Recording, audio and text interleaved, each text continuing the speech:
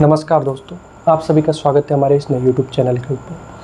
आज जो हम बात करने जा रहे हैं इलेक्ट्रिसिटी करंट की, कि कोई भी जैसे हमने एक सिस्टम लगाया या कोई भी सिस्टम जनरेट किया तो उसके अंदर कोई कंडक्टर है, उसके अंदर कैसे इलेक्ट्रिसिटी का फ्लो होता है, ठीक है, उसका क्या फॉर्मूला होता है, वो सब चीज़ें आज के हम इस वीडियो के अंदर डिस्कस करने वाले हैं। बहुत ही इम्पोर्टेंट टॉपिक है, कंसेप्चुअल है, क्योंकि ये कंसेप्ट अगर आपको समझ में आएगा उसके बाद ही आप आगे के जो भी कंसेप्ट है वो इजीली समझ पाएंगे। तो पहला, क्योंकि हम इस चैप्टर के अंदर पूरे चैप्टर में बात करेंगे सिर्फ इलेक्ट्रिसिटी और करंट की और उसकी कैरेक्टरिस्टिक्स की, ठीक है।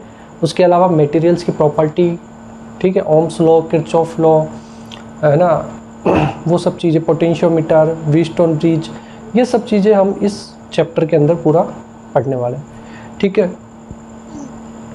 आज का टॉपिक है हमारा इलेक्ट्रिसिटी, मतलब करंट, इलेक्ट्रिसिटी,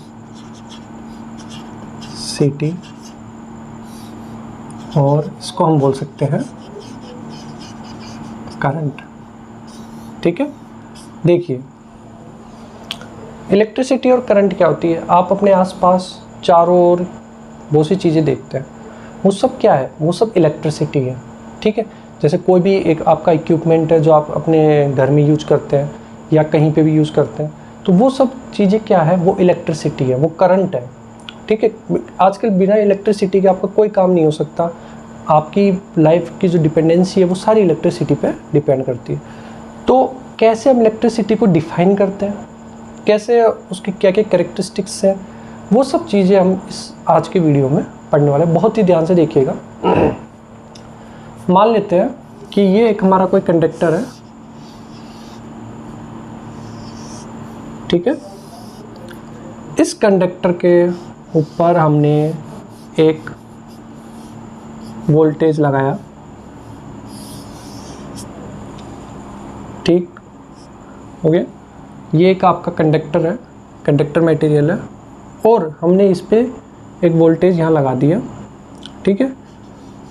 हमने ये माना कि यहाँ से एक कोई छोटा आपका चार्ज पार्टिकल DQ यहाँ से गया है, ठीक है। ये आपका कंडक्टर है, तो इसमें इलेक्ट्रॉन्स भी होंगे,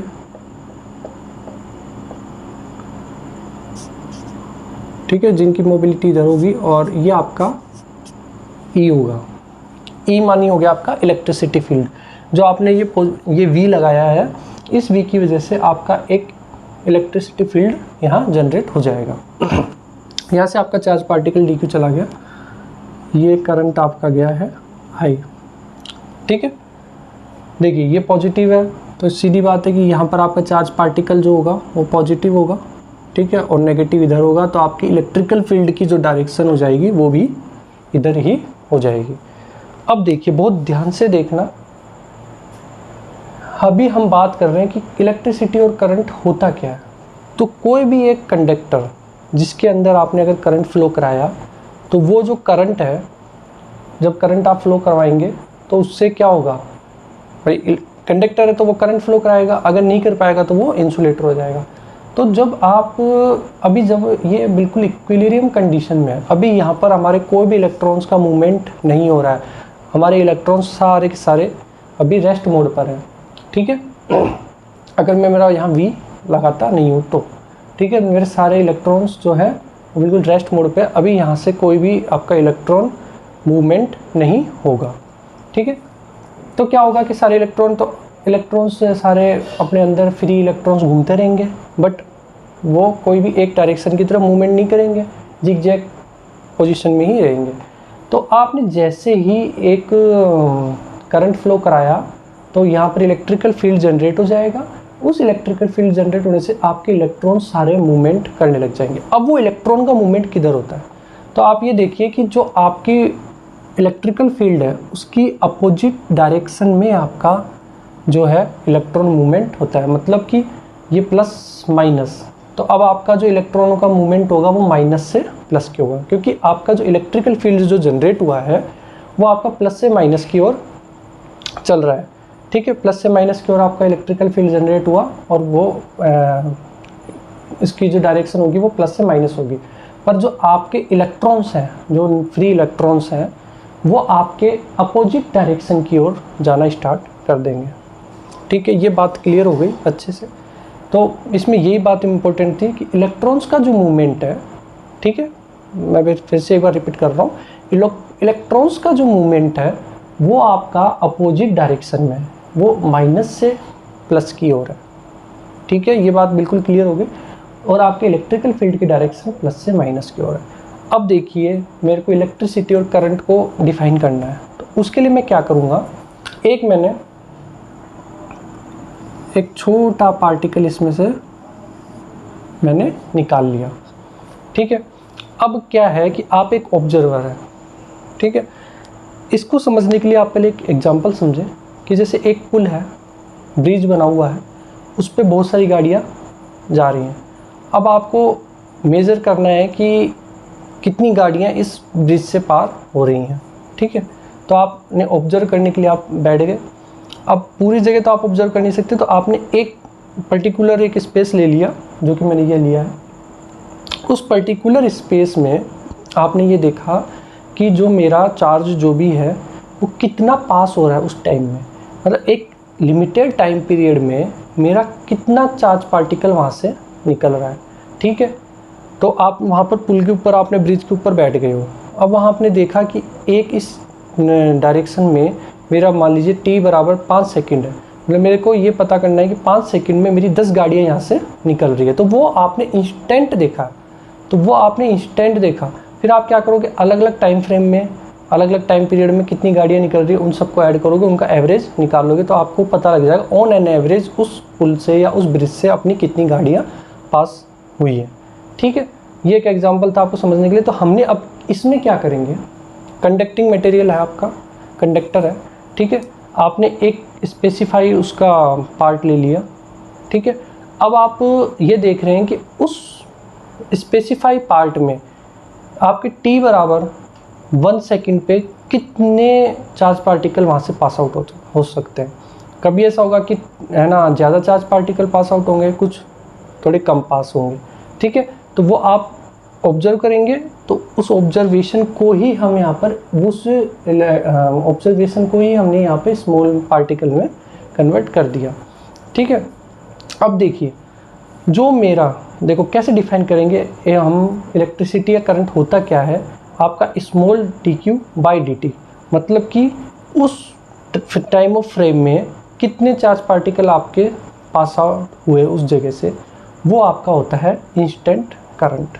ठीक है, जिसको मैं I और इंस्टेंट II कर सकता हूँ। ठीक है, अभी देखो इसको समझेंगे कैसे। देखिए, इसका फॉर्मूला होता है मेरा I बराबर dq बाय dt। ये मेरा I जो है इंस्टेंटेनियस करंट है। इंस्टेंटेनियस करंट का मतलब ये हो गया कि एक इंस्टेंट टाइम पे वो आपको भी एक बिल्कुल पर्टिकुलर वैल्यू आपको मिल रही है। ठीक है, I बराबर dq बाई dt। तो एक पर्टिकुलर टाइम पे कितना चार्ज पार्टिकल पास होकर के निकल रहा है, वही आपका इंस्टेंटेनियस करंट होता है। ठीक है, तो I बराबर मेरा हो जाएगा dq बाई dt। अब मैं अगर I एवरेज निकालता हूँ तो I एवरेज मेरा हो जाएगा q बाय t।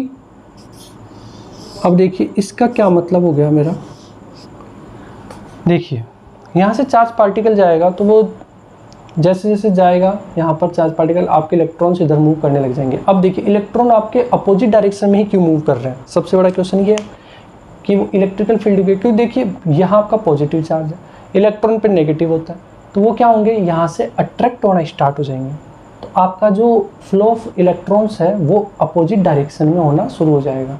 नेगेटिव इधर है तो नेगेटिव से तो नेगेटिव रिपल्स होंगे, ये हमने आपको पहले बताई दिया चैप्टर 1 में कि आपके सेम जो चार्ज पार्टिकल होते हैं वो एक दूसरे को रिपेल करते हैं और डिफरेंट चार्ज पार्टिकल एक दूसरे को अट्रैक्ट करते हैं। इसमें आपको किसी को कोई दिक्कत नहीं है। ठीक है, तो आपने जो चार्ज पार्टिकल लिए हैं तो वो सारे नेगेटिव है या आपके पॉजिटिव है, तो पॉजिटिव से नेगेटिव एक दूसरे को अट्रैक्ट करेंगे तो आपका मूवमेंट इस डायरेक्शन में होना स्टार्ट हो जाएगा। इतनी बात सबको क्लियर हो गई? ठीक है, तो मेरे जो चार्ज पार्टिकल हैं वो सारे इधर की तरफ अट्रैक्ट होना स्टार्ट हो जाएंगे, और दूसरी चीज़ ये हो जाएगी कि इलेक्ट्रिकल फील्ड मेरा अपोजिट डायरेक्शन में रहेगा। ये बहुत ध्यान रखने वाली बात है इसमें कि जो इलेक्ट्रॉन्स का फ्लो होगा वो आपके अप्लाइड इलेक्ट्रिकल फील्ड के अपोजिट होगा। ठीक है, ये जो कंसेप्ट है ये आपका आगे तक कंटिन्यू चलता रहेगा। ठीक है, I बराबर मेरा होता है dq बाय dt। ठीक है, तो अब देखो I एवरेज हो गया मेरा q बाई टी। q मतलब मेरा जो ओवरऑल भाई चाहेगा तो चार्ज पार्टिकल q ही। अब देखो अलग अलग टाइम फ्रेम में, मतलब मेरे को जैसे कि मान लीजिए t बराबर 1 सेकेंड पे मेरा 3 कूलम गया, t बराबर 2 पे मेरा 5 कूलम गया, तो इस तरीके से अलग अलग जो चार्ज पार्टिकल जाएगा तो उन सबको ऐड कर लेंगे अपॉन नीचे टाइम साहब को ऐड कर लेंगे, तो मेरा I एवरेज आ जाएगा। I जो होगा यहाँ इंस्टेंटेनियस करंट होता है, I बराबर dq बाई dt। दूसरी चीज़ जो इसमें समझने वाली बात ये है, अगर मैं q बराबर 1 कूलम ले लेता हूँ और t बराबर 1 सेकेंड, मतलब अगर 1 सेकेंड पे सिर्फ मेरा एक चार्ज पार्टिकल जा रहा है, ठीक है, जिसका वैल्यू है 1c, तो I बराबर 1 बाई 1, तो ये हो जाएगा 1 कूलम पर सेकेंड। इसका मतलब ये हो गया कि 1 कूलम पर सेकेंड की स्पीड से मेरा करंट फ्लो हो रहा है, तो मैं इसको बोल दूंगा I बराबर 1 एम्पियर। तो इसमें किसी को कोई दिक्कत नहीं होनी चाहिए। इसका मतलब ये हो गया कि I बराबर 1 एम्पियर पे मेरा, मतलब 1 एम्पियर की डेफिनेशन मेरी सीधी सीधी क्या हो जाएगी, अगर 1 सेकेंड पे जो मेरा 1 कूलम चार्ज अगर वहाँ से पास हो रहा है तो मेरा जो I हो जाएगा वो 1 एम्पियर हो जाएगा। सिमिलरली अगर मैं जैसे बात करता हूँ 2 एम्पियर, 3 एम्पियर, 5 एम्पियर, अलग अलग एम्पियर की, तो वो उसमें फिर मेरा Q और T का रोल प्ले हो जाएगा। ठीक है, आपको अगर Q की वैल्यू गिवन है कि मान लीजिए 5 कूलम है और T बराबर 3 सेकेंड है, तो मेरा करंट फ्लो कितना हो जाएगा, I बराबर 5/3 कूलम पर सेकेंड। ठीक है, इस तरीके से आप किसी भी उसको निकाल सकते हो। अगर आपको Q की इक्वेशन दे रखी है एक, और फिर आपको T बराबर अलग अलग टाइम पे, तो फिर आप इंस्टेंटेनियस वाली ही से ही निकाल सकते हो। तो वो आपको फिर आप dq बाई dt करना पड़ेगा उसका। मान लीजिए Q बराबर मेरे को कोई इक्वेशन दे रखी है 3t स्क्वायर प्लस 1, ठीक है, और T बराबर 1 पे मुझे बताना है, तो मैं आराम से dq बाई dt कर दूंगा उसका T के रेस्पेक्ट में डिफ्रेंशिएशन, और उसके बाद में T बराबर 1 की वैल्यू पुट करके और मेरा आंसर ईजिली निकाल लूँगा। तो ये मेरा जो होता है ये कंप्लीट इलेक्ट्रिसिटी और करंट। तो करंट और कुछ भी नहीं है, ये एक तरह का है ना जो होता है 1 कूलम, मतलब हर एक सेकंड के ऊपर आपका अगर 1 कूलम उस इंस्टेंटेनियस उस जगह से पास आउट हो रहा है तो वो आपका 1 एम्पियर काउंट होता है। ठीक है, ये पूरा कंसेप्ट था आपका इलेक्ट्रिसिटी और करंट का। इसको बहुत ही ध्यान से समझना, ठीक है, बहुत ही इंपॉर्टेंट है। इसमें सबसे मेन बात यही है कि आपकी इलेक्ट्रिसिटी का जो फ्लो है वो आपका अप्लाइड इलेक्ट्रिकल फोर्स के अपोजिट डायरेक्शन में होता है। ठीक है, क्यों होता है वो मैंने आपको बता दिया। इसका रीज़न यही है क्योंकि आपका ये पॉजिटिव नेगेटिव को अट्रैक्ट करेगा, तो ये इधर की तरफ चलने लगेंगे। यहाँ नेगेटिव है, ये इसको रिपेल करेगा, तो आपका करंट का इलेक्ट्रॉन का जो फ्लो है वो इस डायरेक्शन में होना स्टार्ट हो जाएगा। ठीक है, ये बात आप सबको समझ में आ रही हो।